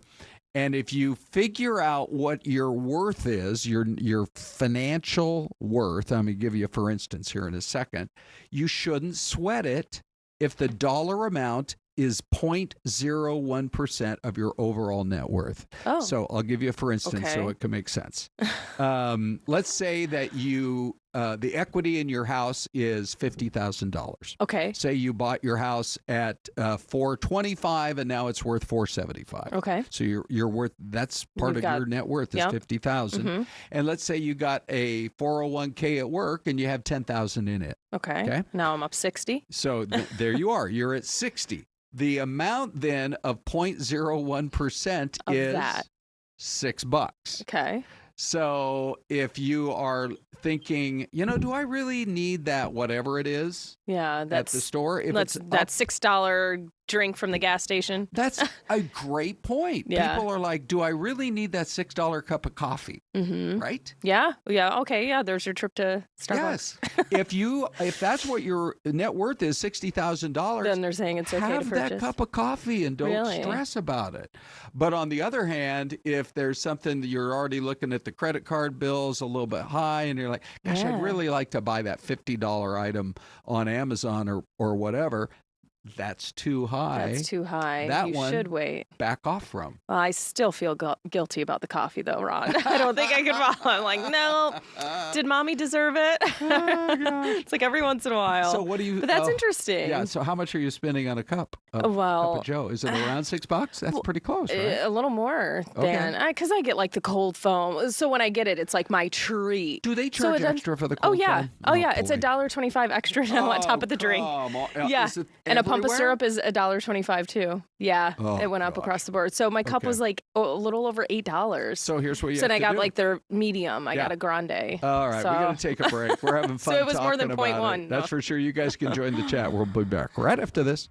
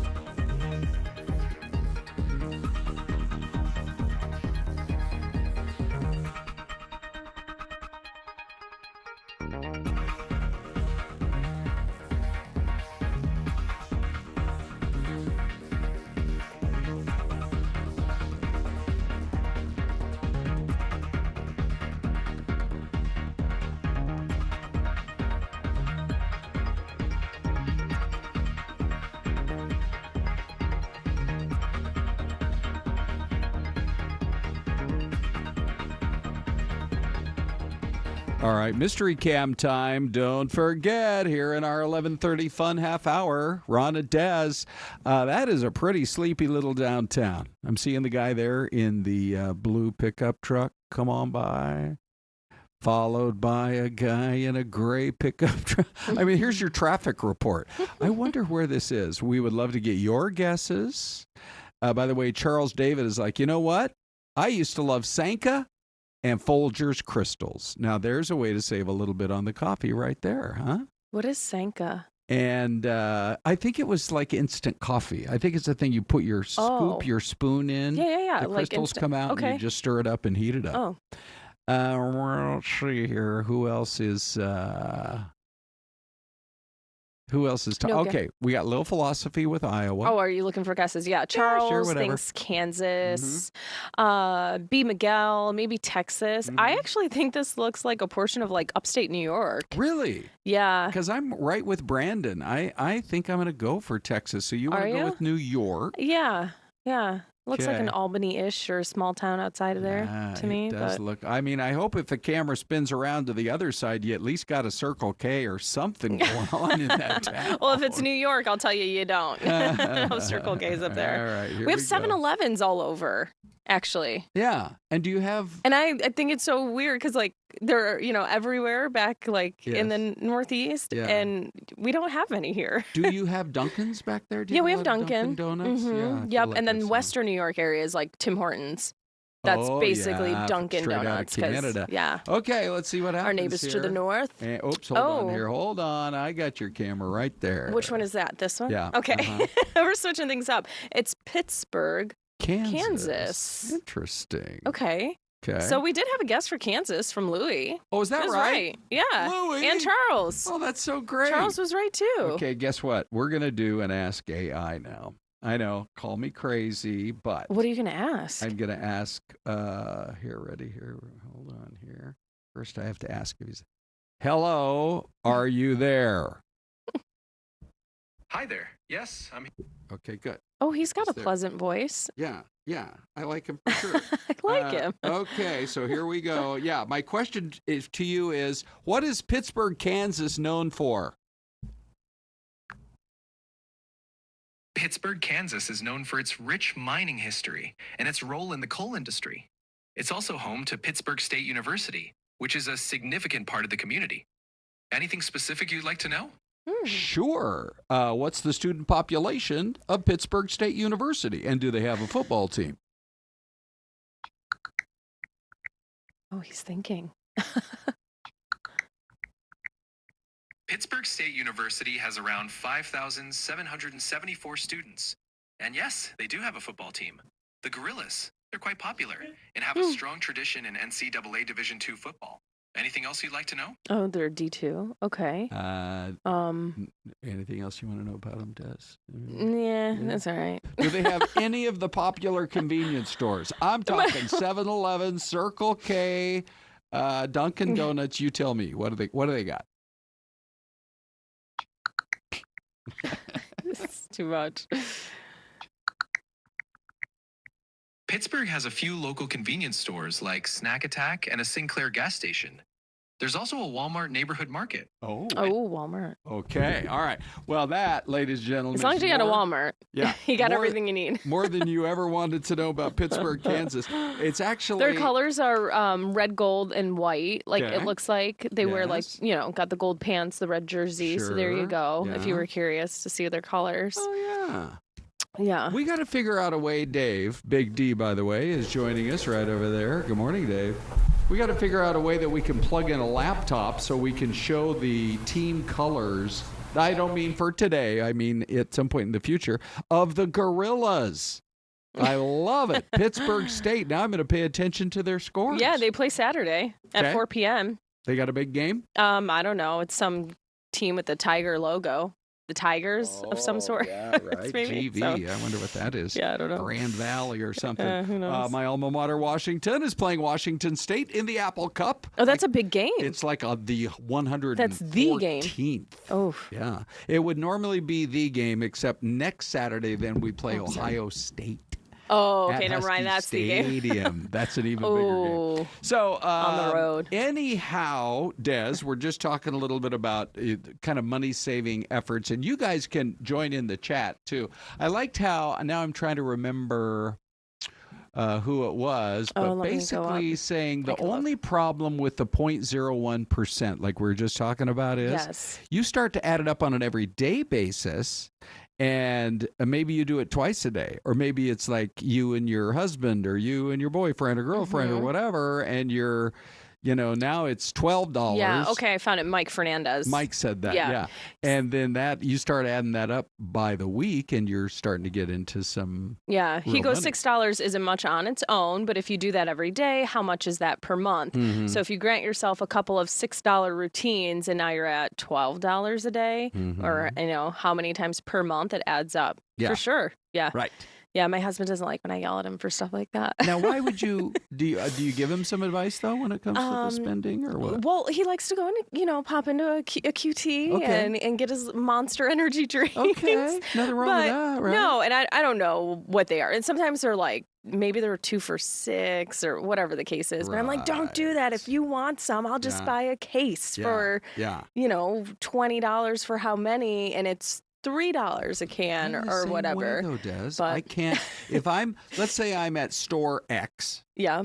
And like the closest grocery store to me is store X. Okay. No, you're not going to out them. We have a big box store, call that store Y. Y, okay. They're more like 3 miles further down the road, but I know what they're charging for, say, a dozen eggs versus the local store, and I just cannot spend that extra $2.75. Oh yeah, if I would rather get in my car and drive over and pick it up. Mm-hmm. No, I agree. I agree. Or if it's more, 10 cents, 20 cents, 30 cents, $1, $2, then I have to think about, okay, what's more accessible, easily accessible? Yeah. Is it quicker if I get it from over here versus over Plus here? Plus, you got 4 kids in the car, and oh my gosh, way more rigmarole. We're like doing math down to the cents. It's crazy. Okay, so here's what I discovered in this regard. I pick up my grandsons they have a PE class that they go to pretty much every day, and normally we go over to a QT and I get them a treat. Oh, that's nice. They look forward to that. But one day we had to go to Safeway.